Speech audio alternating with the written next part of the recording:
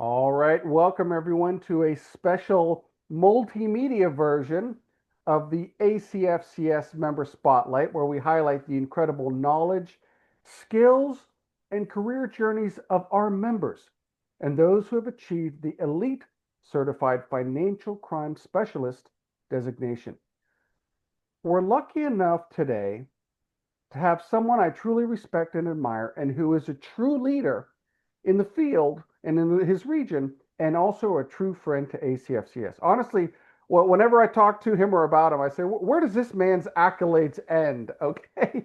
Author, mentor, gifted speaker, a finfluencer. Now, I combined financial crime influencer and finfluencer, but he's also a fitness champion. So that works as well for finfluencer.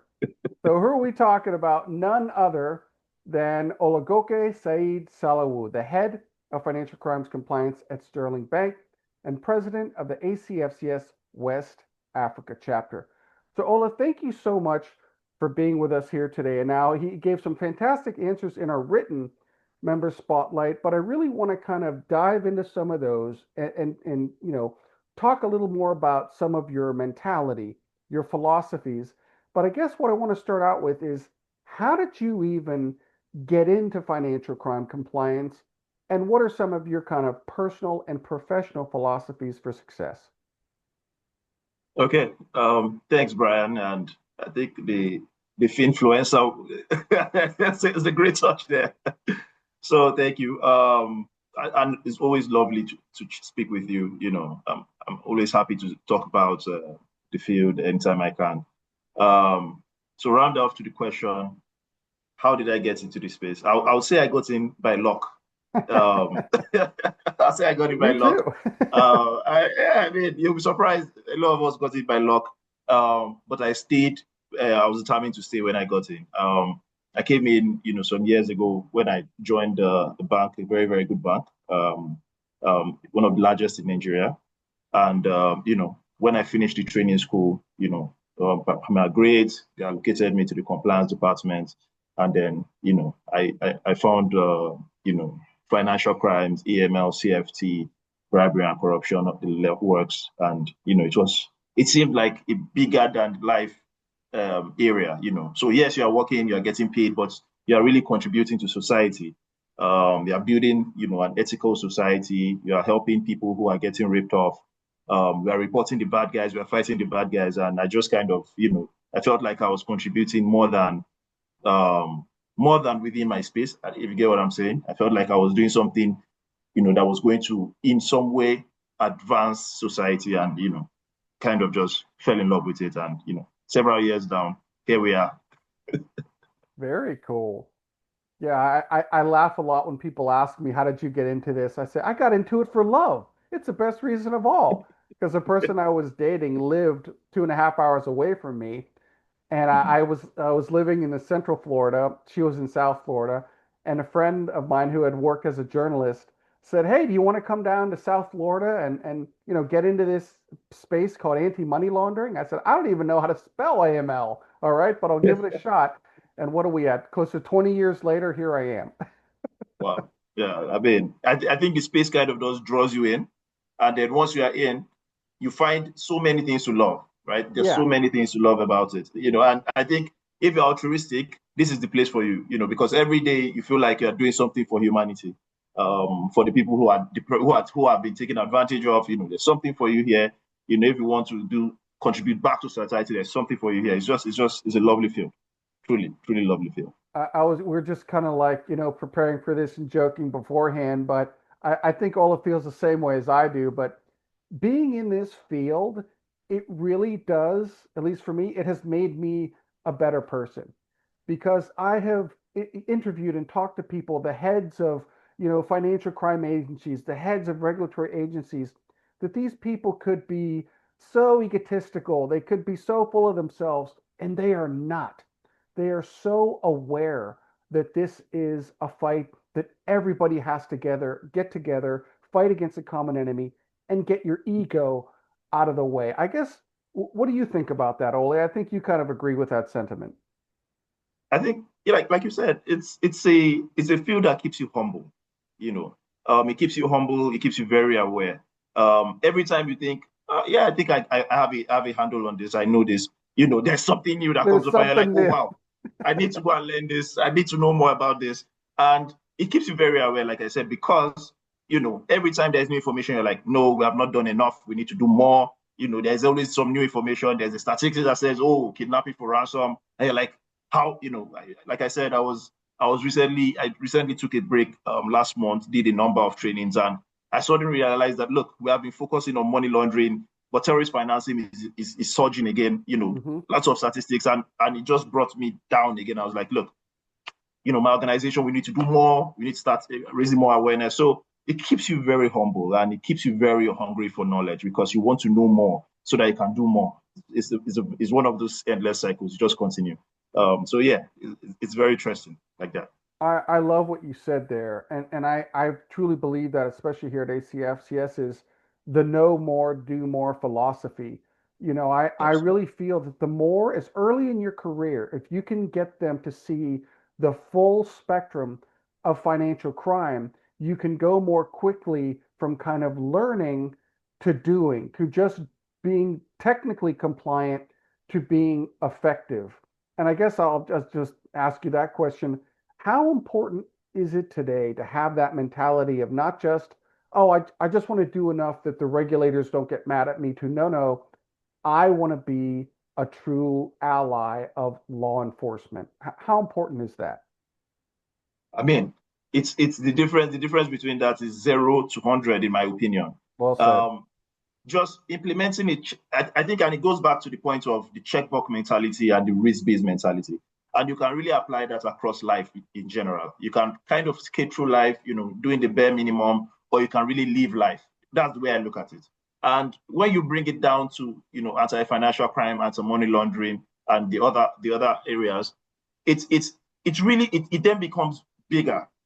So one, you could really just know enough and do enough, and maybe you skate through, yourself and the organization, or you could do something truly, impactful, Yeah. in terms of actually stopping the bad guys, which is what we are doing this for. I think oftentimes we think that we do this because we want to pass regulatory exams, especially for guys in regulated financial institutions. Mm-hmm. But that's not what we do this for, in my opinion.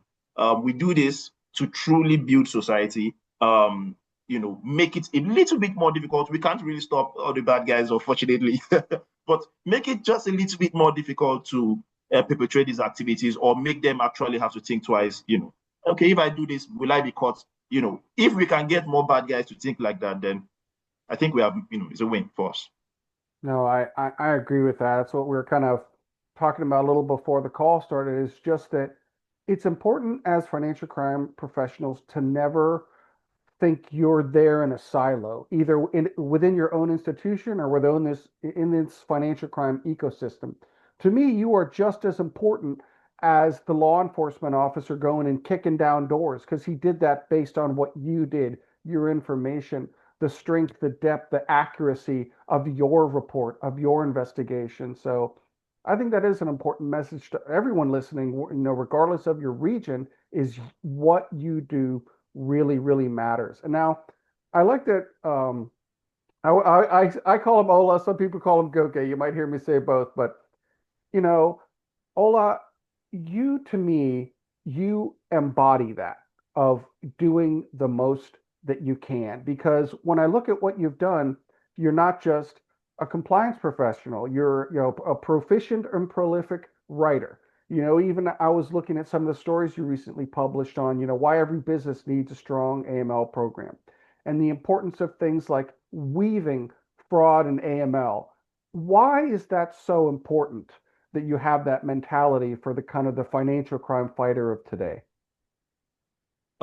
Generally, I would even go further and say, why should you weave fraud, AML, cybersecurity, ethics, bribery and corruption, and make it one? Because we do this for the people who have been taken advantage of. It's not only from fraud, there's also cybercrime, there's also, bribery and corruption. And when you begin to really look at it as one big picture, it really makes sense. Oftentimes, people treat them in silos, AML separate, fraud separate, cybersecurity separate, which is why I love the ACFCS, which was what drew me to the ACFCS in the first place, which is, one of the certifications that really, gives you that holistic connection. And for me, why it's important that everything speaks to each other is because in real life, they do speak to each other. When you carry out a fraud, you try to launder the proceeds, right? Yeah, You don't absolutely. just take the proceeds of the fraud and spend it. I mean, somebody's going to see, is going to stick out. So the same thing when you do something corrupt, you try to launder the proceeds. When you carry out a cybersecurity event, maybe like a ransomware, you will try to launder the proceeds. So everything is connected. And I think it's very important that we begin to look at everything together, and then it will begin to make more sense, and we can make more advancements, truly important advancements as a profession. Now, your journey is also interesting because as I've kind of was working on your story, I noticed that every time you would work somewhere, you would kind of expand your either understanding of an area or your oversight of an area. Like you might have started in AML, but now all of a sudden you're looking at anti-bribery and corruption. Now you're learning about sanctions. Now you're learning about fraud. Now you're learning about cyber-enabled fraud.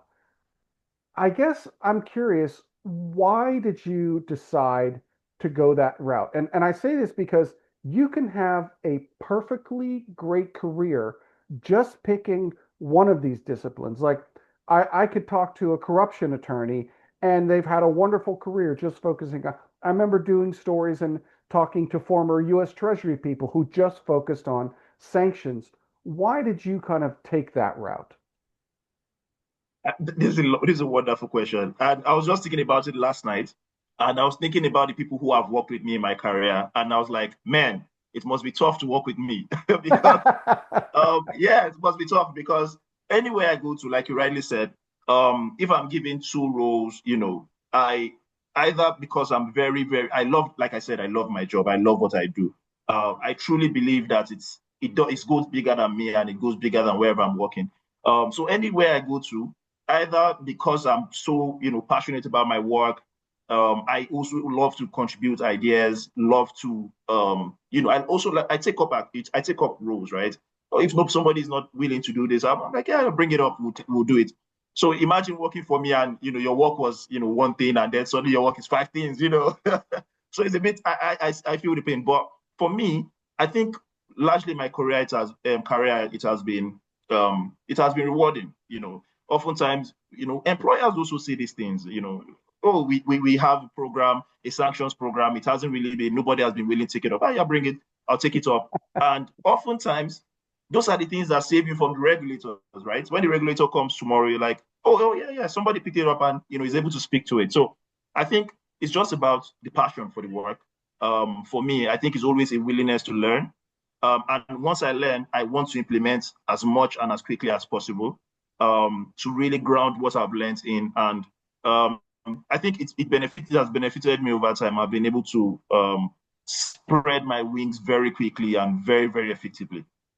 I like that. And also, I've seen recently you yourself, and I think compliance officers should do this, is, you've also gotten more into the more challenging technical aspects of compliance. I always say to be either to have a strong compliance program or for you yourself to be a strong compliance officer, you need kind of the two schools of thought. You need the classic gumshoe, the decision making, the ability to look at actions and people and data and transactions and come to this amorphous threshold of suspicion.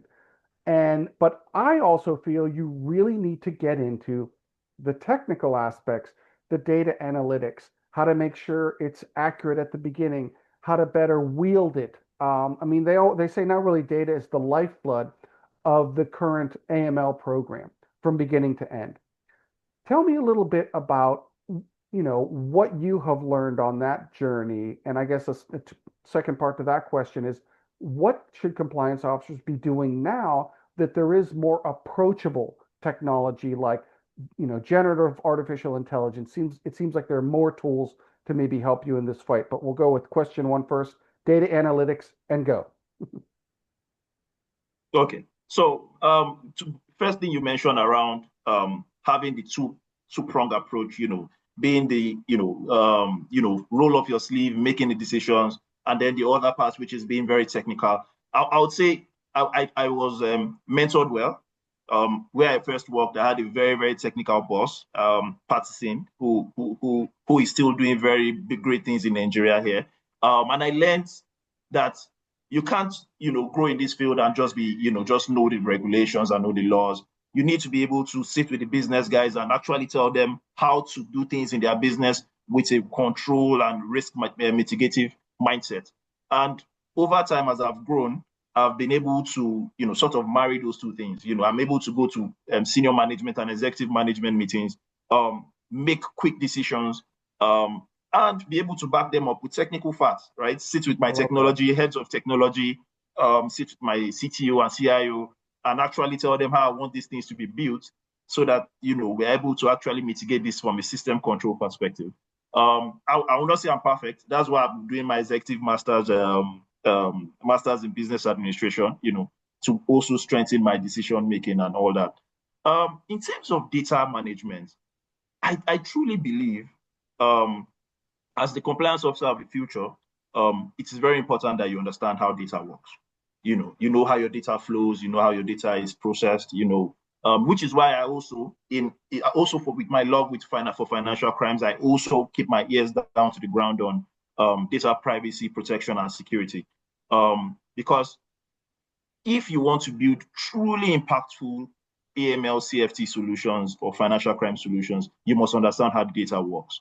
You must understand where the data goes through. You must understand how to use that data to actually deliver the prevention and detection systems you want, which is very, very important. So I love that you brought that question up. I'm very happy about it. It tells me I'm on the right path. You also mentioned, and I couldn't agree with you more. Now, this is interesting because normally in a job, you're rewarded for doing what you're told. Like, here's this task, go do this task. And okay, I did it right, good. I did it faster, good. And like, that's it. You have done your job. But you made me laugh when I read, because we always ask everyone in our interviews, what's the best piece of advice you ever got? What's the worst piece of advice you ever got? And your response of one of the worst pieces you ever got was just do what you're told. Now, why is that such a terrible piece of advice? Um, it's a terrible piece of advice because you you have been straitjacketed. You are not allowed to explore. You're not allowed to bring out new innovative areas. You're basically doing the regimented thing that every other person has done in the past. You're not contributing anything really. And for me, and maybe this is my personal experience, over my career, I've never really been judged about what was set out for me in terms of my KPI. My KPIs are the baseline for me. It's always end up being how I have come in and changed. Like you said, I come in, I take on more things, I increase the scope of things. And then what we end up finding out is based on that, we have been able to advance the field, at least more than our competitors. And when the regulators come, we're able to speak very confidently.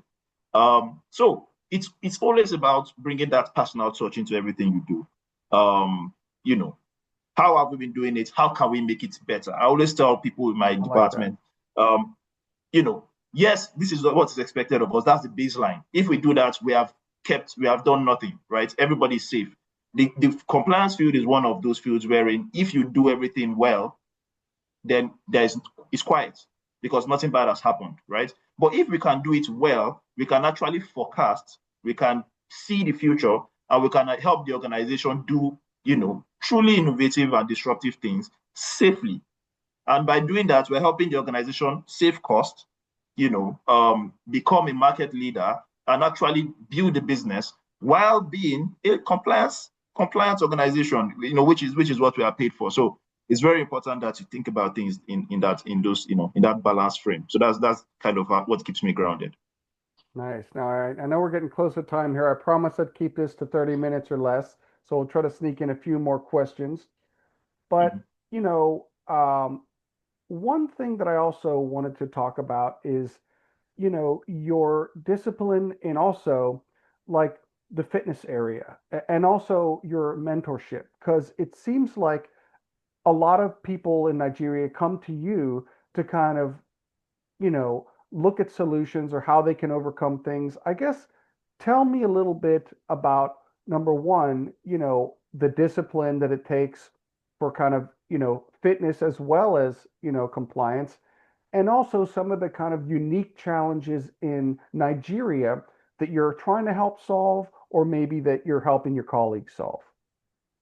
Okay. So there's a very straight line between fitness and compliance. They are both painful to do.